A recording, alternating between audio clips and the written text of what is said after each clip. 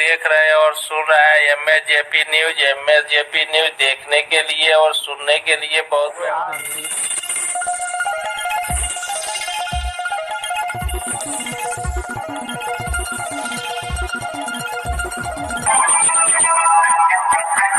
आप लोग देख रहे हैं और सुन रहे हैं MSJP न्यूज। MSJP न्यूज देखने के लिए और सुनने के लिए सो आज करे सो अब पल में परलय होएगी, वीडियो लाइक करें। नमस्कार, आज का न्यूज में मैं बताने जा रहा हूं, मैं मनीष कुमार वर्मा। किस प्रकार हेमा मालिनी को सुरजेवाला ने जवाब दिया और हेमा मालिनी को सीधा टक्कर कांग्रेस नेता सुरजेवाला से बहुत शर्मनाक बात कही। उसके बाद कंगना रनावत का भी बात करेंगे। उसके बाद इस न्यूज में देखेंगे जी किस प्रकार चुनाव का पर हमला हो रहा है। आइए सुनिए। नहीं, उनका काम है कहना है ना। विपक्ष है तो थोड़ी अच्छा बोलेंगे मेरे लिए, वो तो खराब ही बोलेंगे तो ठीक है, उसको हमें काउंटर अटैक करना जरूरी होता है। लेकिन सब प्यार से सब कुछ बहुत कुछ अच्छा हो रहा है मेरे साथ। सब मेरे साथ सब दे रहे हैं। मोदी जी का साथ है, उनका मार्गदर्शन है, योगी जी का नेतृत्व है, तभी सारा काम कर पा रहे हैं। महाराणा प्रताप पत्ते खाकर गुजारा क्यों करते थे, क्या कोई बता सकता? इसलिए नहीं कि उन्हें हिंदुस्तान का सम्राट बनना था, इसलिए कि वो सम्मान और इज्जत की लड़ाई के लिए लड़ते थे। इसलिए वो पत्ते खाकर जंगल में गुजारा करके फिर भी मुगल से लड़ते थे। साथ अगर हिंदुस्तान का, हरियाणा का किसान लाखों की संख्या में, मजदूर लाखों की संख्या में, ये आड़ती भाई बैठे हैं, ये भी चिंता चिंता हमारे साथ गए, दिल्ली के दरवाजे पर दस्तखत करने गए तो पाप क्या है? मुझे इस बात का जवाब दीजिए। हम सरकार क्यों चुनते? ताकि सरकार हमारे साथ न्याय करे, बस। प्रधानमंत्री क्यों बनाते हैं? ताकि प्रधानमंत्री हमारी बात सुने। मुख्यमंत्री क्यों बनाते हैं जी? ताकि वो हमारी बात सुने। सरपंच क्यों बनाते हैं? ताकि गांव का काम सरपंच करे हमारे से बात करके। MLA MP क्यों बनाते हैं?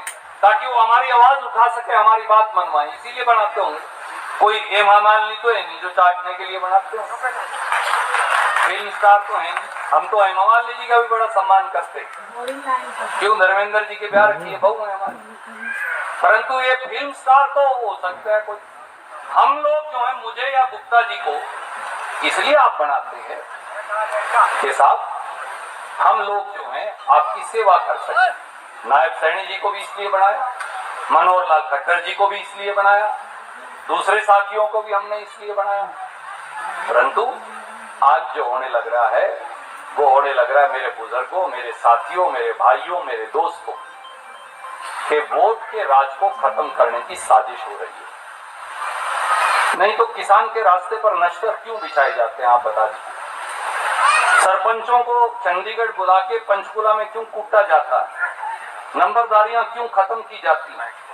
गरीब आदमी को राशन कार्ड के लिए धक्के क्यों खाने पड़ते हैं? इसलिए समय बदल रहा है। ये वोट का अगर राज खत्म कर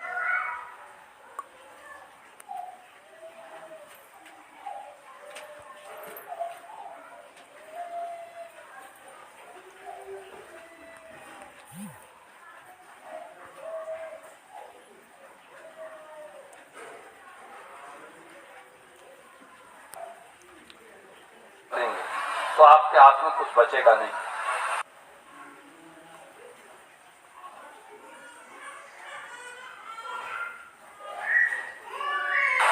हम लोग आपके पास इसलिए आते हैं, बार बार आते हैं, हर साल आते हैं, हर महीने आते हैं, काम करते हैं, ताकि जब 5 साल बाद पर्ची पड़ेंगी तो लोग मेरी बात सुने। यही बात होगी सर। कि मैं ये शुरू करूं, मैं एक छोटी सी बात आपके सामने रखना चाहती हूं। देखिए, ये दिल्ली वाले जानते हैं कि ये दिल्ली का सुप्रसिद्ध रामलीला मैदान है। यहाँ बचपन से मैं आ रही हूँ। हर साल दशहरे के दिन यहाँ इसी मैदान में रावण के पुतले का दहन होता है। मैं छोटी थी तो अपनी दादी जी इंदिरा जी के साथ आती थी, उनके पैरों के पास जमीन पर बैठ के देखती थी। उन्होंने हमारे देश की ये प्राचीन, हजारों वर्ष प्राचीन गाथा जो रामायण है, भगवान राम जी की जीवन गाथा मुझे सुनाई। आज जो सत्ता में है वे अपने आप को राम भक्त कहलाते हैं। इसीलिए यहाँ बैठे हुए मेरे मन में ये बात आई कि उनको इस संदर्भ में कुछ कहना चाहिए। मुझे लगता है कि वे कर्मकांड में उलझ गए हैं। मुझे लगता है कि वे दिखावे में लिप्त हो चुके हैं। इसीलिए मैं आज यहाँ खड़े होकर उन्हें याद दिलाना चाहती हूँ कि वो हजारों वर्ष पुरानी गाथा क्या थी और उसका संदेश क्या था। भगवान राम जब सत्य के लिए लड़े, उनके पास सत्ता नहीं थी।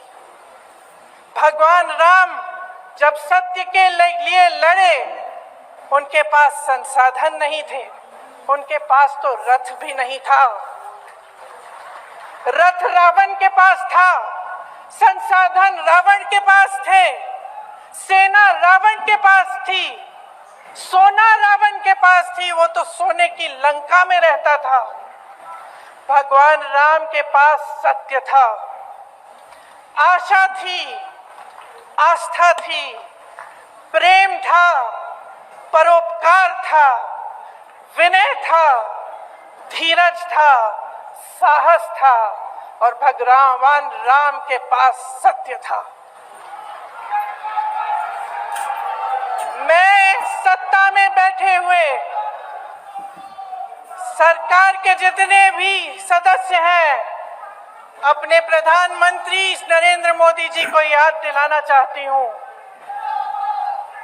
कि इस जीवन राम भगवान के जीवन गाथा का क्या संदेश था। सत्ता सदैव नहीं रहती, सदैव नहीं रहती सत्ता।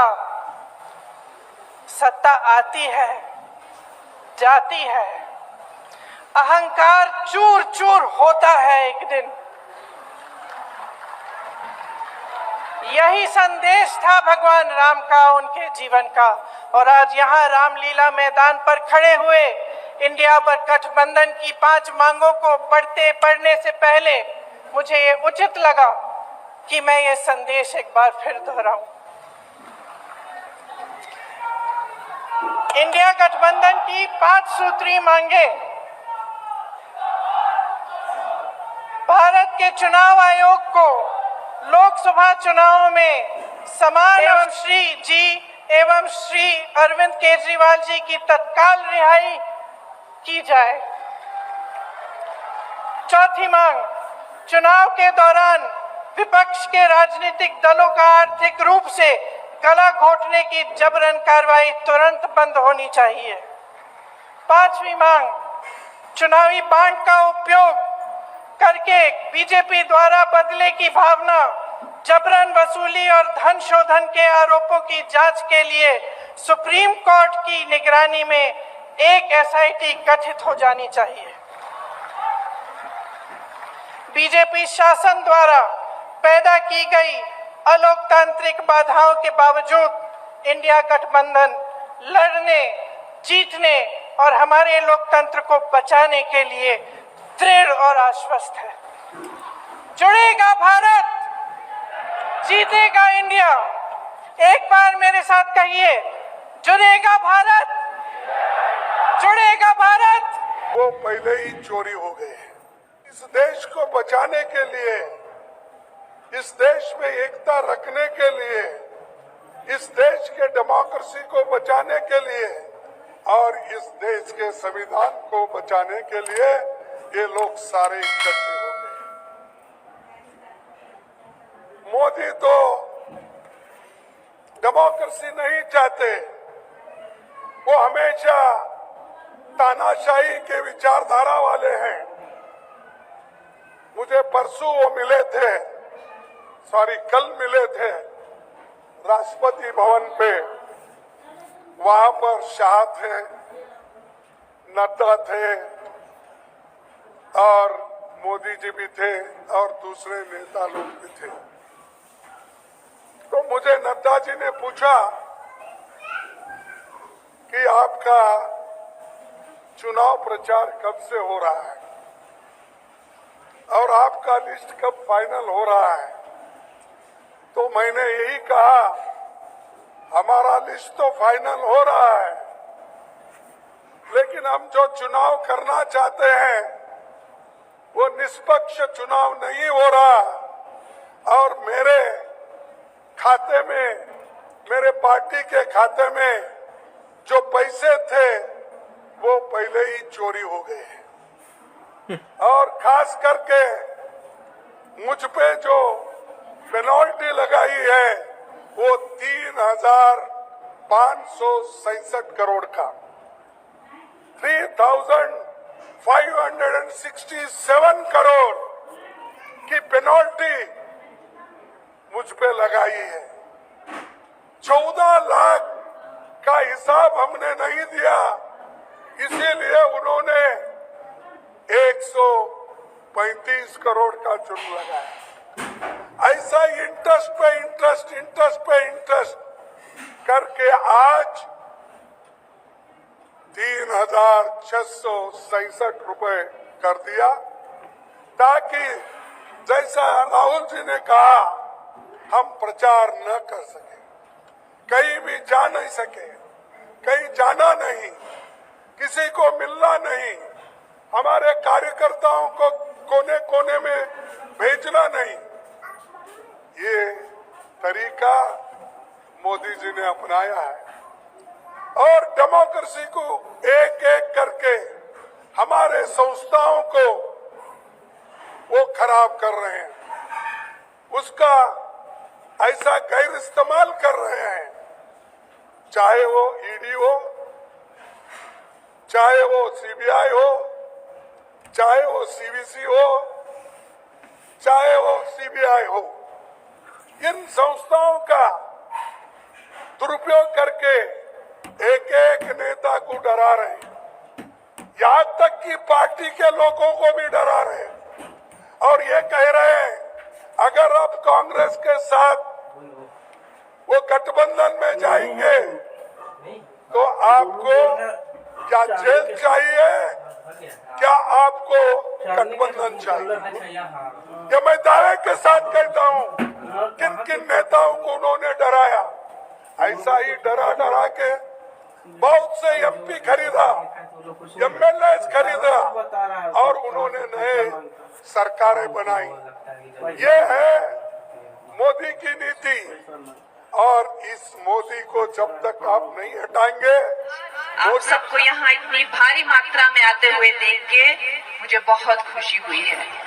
मेरी जितनी भी पहाड़ी, ये जो थी माता बहन है ना सारी, जो पता पहाड़ी और तेरा जीवन कितना मुश्किल है। वो मेरी मम्मी देखो, मेरी मम्मी ब्यागा उठना, पूजा करनी, फिर सियाने नुआने, तिना रोटी बनानी, फिर बच्चे रोटी पैक करनी, फिर तिना नौकरियां पर जाना, फिर आना, फिर खेतरा काम करना, क्यारियां बानी, फिर तीसरे बाद तिना बुजुर्गा जो भी रात तिरा खाना बनाना, चाह देनी सब भी, जो फिर सफाई करनी, कपड़े धोने बच्चे रे, फिर होमवर्क कराना, राती पता नहीं कितने बजे सोना। मैं जो बता दूं आज सारे अपना काम छोड़ के आए हैं, अपना काम जो है वो छोड़कर आए हैं और इस धूप में यहाँ बैठे हैं। तो मेरे भाइयों और बहनों, आप लोगों का बहुत बहुत धन्यवाद। आपने इस बेटी का, इस बहन का ऐसा आदर, ऐसा सम्मान, ऐसा स्वागत किया, मुझे सदा ही याद रहेगा। दोस्तों, आप जानते हैं कि धर्म युद्ध की जो है घोषणा हो चुकी है।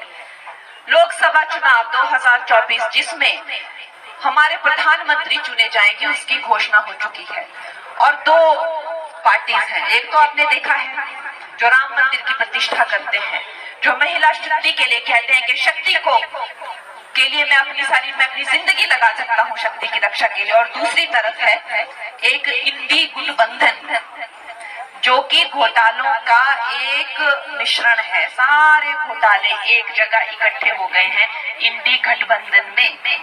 कोई उनमें से एक है भी जिसका घोटालों में नाम नहीं है। केजरीवाल जेल में है और राहुल गांधी बेल पे हैं। सबके घोटालों की चिट्ठे जो हैं वो अभी खुल रहे हैं। दोस्तों, आपको एक बात का ध्यान रखना है कि आपकी जो मंडी की बेटी है वो उसको जो जिम्मेदारी मिली है वो आपके आशीर्वाद से मिली है। हमारे जो नेता हैं, हमारे जो शीर्ष नेतृत्व है, नरेंद्र मोदी जी, वो कोई सामान्य पुरुष नहीं है। आज उनका यश, उनकी कीर्ति समस्त विश्व में है। सारा विश्व जो है उससे कीर्ति उनकी समस्त विश्व में है। लेकिन जब उन्होंने अपने लिए एक कैंडिडेट सोचा, एक प्रत्याशी सोचा, तो आपकी बेटी को, आपकी बहन को, आपकी कंगना को सोचा। ये हम लोगों के लिए बहुत गर्व की बात है। हमें जो है, मैं समझती हूँ कि मैं वो फूल हूँ जो आप खिलाएंगे, मैं कमल का फूल हूँ, आप खिलाएंगे और उनकी झोली में डालेंगे। 400 पार का उनका जो संकल्प है वो पूरा करेंगे। आपकी मंडी की बेटी की इन लोगों ने बहुत बदनामी की, मुझ पर बहुत तरह के आरोप लगाए और बहुत अश्लील बातें मेरे बारे में की और मेरी पूजनीय मातृभूमि मंडी के बारे में इन्होंने ऐसा कहा कि मंडी की लड़कियों के क्या भाव हैं। सोचिए, इस तरह की दृष्टि ये बेटियों पे और बहनों पे रखते हैं। वो बहनें जिनकी कोख से हम सब जन्म लेते हैं, माता का दूध पीकर हम बड़े होते हैं और जब हमें मृत्यु आती है तो ये पृथ्वी देवी ही हमें अपने चरणों में लेती है। जब हमारी राख को कहीं सुनने के लिए बहुत बहुत धन्यवाद। सत्य, संघर्ष और अपना ज्ञान बढ़ाने के लिए देखते रहिए MAJP न्यूज। जय हिंद।